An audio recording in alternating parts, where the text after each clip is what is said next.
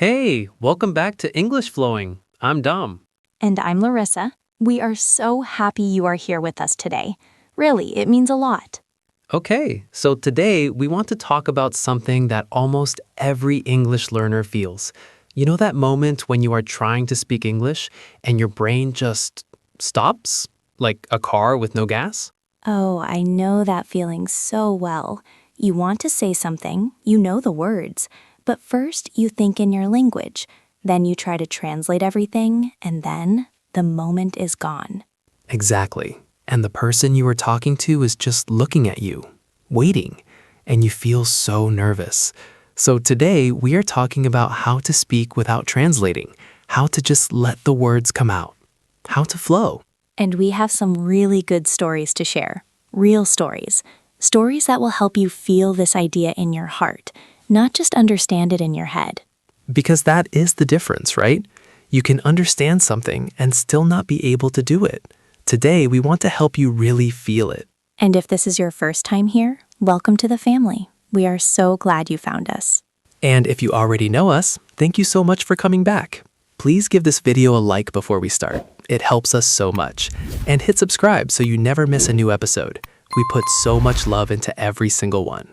Okay, let's go, Dom. I'm ready. Let's do it. So, Larissa, before we get into the big topic today, I want to ask you something. Do you remember a moment when you really wanted to say something in English, but the words just did not come out? Oh my goodness. Yes, I have a story.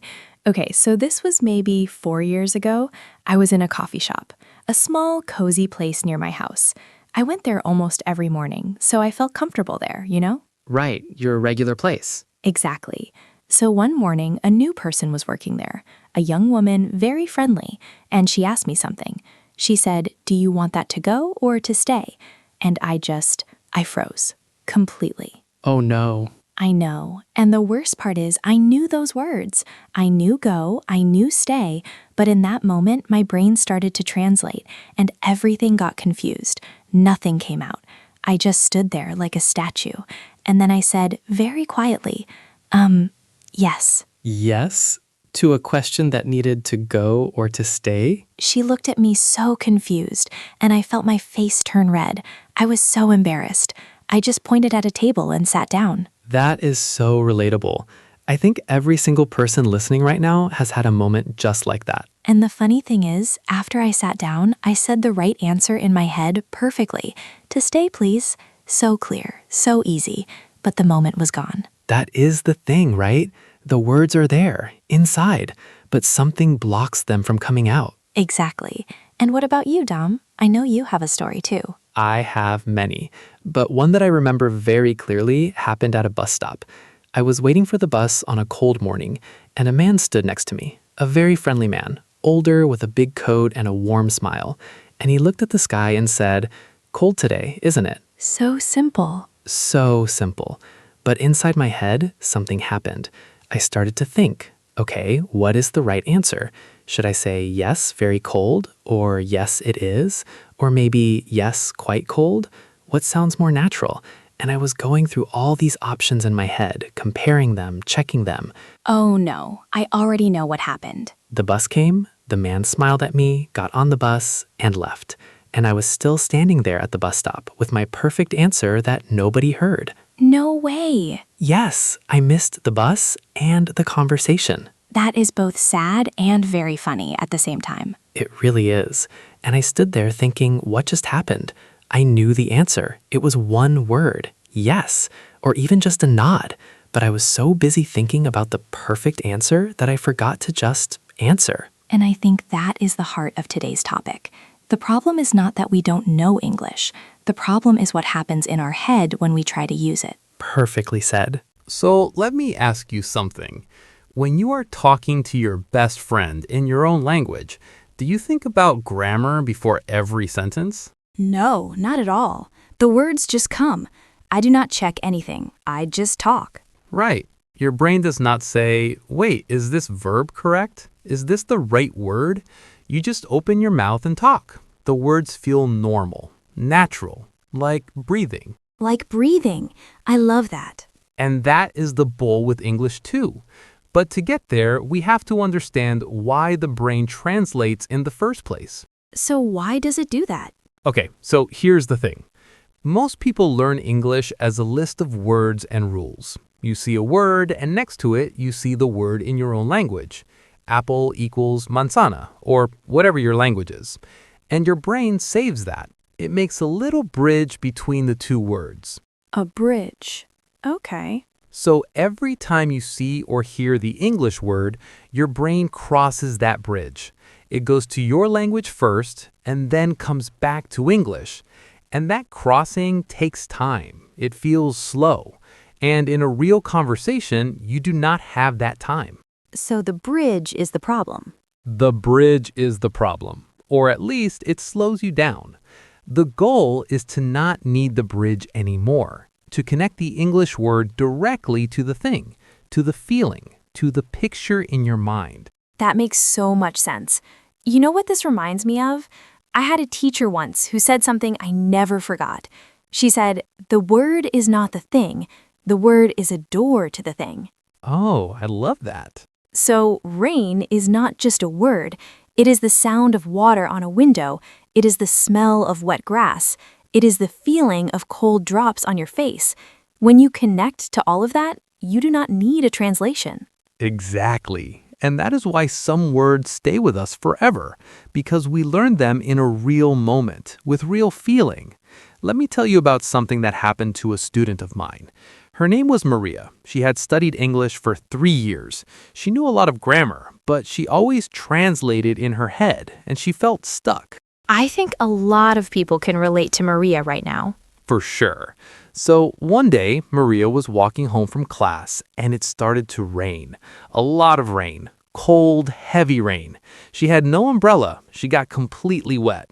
And her English teacher happened to walk by under a big umbrella and said, "Oh, Maria, you are all wet. What bad rain today." And Maria never forgot the word rain after that. Because it was connected to a moment, a real feeling, cold water on her face, wet shoes, maybe a little bit of frustration. Yes, not a translation, a feeling. And that is the difference. You know, I had a similar experience with the word lonely. I was going through a hard time. I was in a new city, far from my family. I did not know many people. And I was reading a simple book in English, and there was a sentence, very short. It said, "She sat in the empty room and felt lonely." And I did not need to translate. I felt that sentence in my whole body because I was lonely too. That is so beautiful and so real. And from that day, lonely was mine. It was not a foreign word anymore. It was a word that lived inside me. That is exactly it. Words that live inside you. That is fluency. That is what we are trying to build. So how do we build that? What can people do today, right now, to start connecting English to life instead of to translations? Okay, so the first thing I always say is this. Start tiny. Do not try to think in full sentences right away. Start with one word at a time. When you wake up in the morning, look around your room and just name things in English. Bed, window, light, pillow, cup. One word, one thing, one connection. And if you do not know the word for something? That is perfect. That is a gift. You look at something, you do not know the word, and you find out. And now that word is connected to a real thing in your real life. Your bed, your window, your morning cup of coffee. Not a picture in a book, your real life. Your real life. And slowly, one word at a time, English starts to fill your world. Your kitchen, your walk to work, your morning coffee. Everything starts to have English in it. And then what after the single words? Then you move to tiny sentences. I am hungry. I feel cold. The coffee is good. I am a little tired. Short, simple, real. And you say them to yourself, out loud if you can. Oh, this makes me think of something I used to do. I did not even know it was a technique. I was cooking dinner one evening, alone at home, and I just started talking to myself in English, out loud. I was saying things like, "Okay, now I add the salt. The soup smells so good. I am tired but happy." Just simple things, and it felt so natural after a few minutes. That is one of the best things you can do. Seriously, talk to yourself in English. Your room, your kitchen, your walk outside, nobody is listening. Nobody will judge you. It's just you and English getting comfortable with each other. Like a friendship, you get comfortable little by little. Yes, and a friendship takes time. You do not feel 100% comfortable with a new friend on the first day, but after many small moments together, you relax. You stop thinking so much. You just enjoy being together. I really love that idea. And another thing that really helps is copying. When you watch something in English, a video, a show, anything, try to repeat what you hear. Not to memorize it, not to study it, just to feel the sound. Feel how the words move, how the sentence feels in your mouth. Like an actor learning a role. Exactly like that. You are not a student in that moment. You are an actor. And actors do not think about grammar.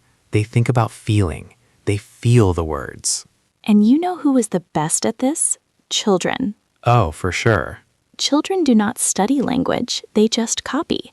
They hear mom say something and they try to say it too. They do not worry if it is correct, they just try. And they get it wrong many times, and nobody cares.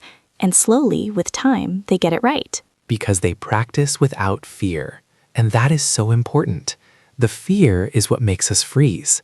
The fear is what makes us translate. When we are scared of being wrong, our brain goes into protection mode. And in protection mode, the brain does not want to try new things. It wants to go back to what is safe. And what is safe is your own language. So to stop translating, we also have to stop being so scared of mistakes. Yes, and I know that sounds easy to say, but it is real. Let me tell you about Carlos. I met him a few years ago. He had moved to a new country. His English was not very strong, but it was okay. He knew enough to have simple conversations, but he never tried. He always said, "My English is bad. People will think I am not smart." And so he was quiet. He watched, he listened, but he never spoke. That is so sad. For 2 years, his English did not grow because he never used it.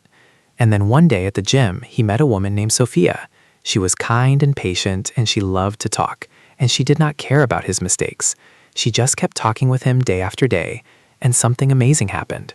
His English opened up. It opened up completely. After a few months, he was telling jokes in English. He was making friends. He was calling the restaurant to book a table, things he never did before. Because he felt safe. He felt that it was okay to be wrong, okay to not be perfect. Exactly. And that feeling of safety changed everything. Because when you feel safe, your brain opens. When you feel scared or embarrassed, your brain closes. And a closed brain cannot learn. So the secret is not just a technique. It is also a feeling. Yes, learn with a good feeling. Be kind to yourself. Mistakes are not bad. Mistakes are steps. Every mistake means you tried, and every try makes you better. I think about all the people listening right now, and I want them to know something. Every single person who learns a language makes mistakes. Every person who speaks English today made thousands and thousands of mistakes to get there. The mistakes are part of the journey. They are not the enemy. The enemy is the silence, the not trying, the waiting until you are perfect before you speak, because that day never comes if you never practice. So speak, even if it is small, even if it is wrong, even if it is just to yourself in the kitchen. Speak, every day, a little more. Okay, let's go back to the key ideas from today. Quick and simple. First, stop translating by connecting English directly to things and feelings, not to words in your language. Second, start tiny. Name things around you in English, one word at a time. Third, talk to yourself in English, out loud, at home, in the kitchen, on your walk. Make it part of your day. Fourth, copy what you hear, like an actor, like a child. Feel the words, not just the meaning. And fifth, be kind to yourself. Mistakes are steps. Every mistake means you tried, and every try moves you forward. These are simple things, but simple things done every day change everything. Every single day. A little bit. That is all it takes. And now we have a question for you. We love reading your answers in the comments. It makes us so happy to see your English there. Question 1. Can you tell us about a moment when you felt frozen in English? What happened? Question 2. What is one English word that you love? And why? Tell us the story behind it. Write your answers below. In English, do not worry if it is not perfect. Just write. We will read every single one. And if you see another learner's answer, say hello to them. Leave a kind word. We are all in this together, and this community is one of the most beautiful things about this channel. Before we go, we want to say something. Something from our hearts. Learning a language is one of the most brave things a person can do. It takes courage. It takes patience. And some days are hard. Some days you feel like you are going backwards, like nothing is changing, like you will never get there. But you are moving forward. Every day you listen, every day you try, every day you say one new word or one small sentence. You are moving forward, even when it feels slow. And we are so proud of you, really. The fact that you are here, giving your time to this, trying to grow, that means everything. You are not alone in this. We are here every week. New stories, new conversations, a lot of warmth, and a lot of English for you. If today helped you, even a little, please give it a like. It takes 2 seconds and it helps us more than you know. And subscribe so you are here for the next one. We will see you very soon. Keep practicing, keep going, keep flowing. This is English Flowing. Take good care of yourself. Bye for now.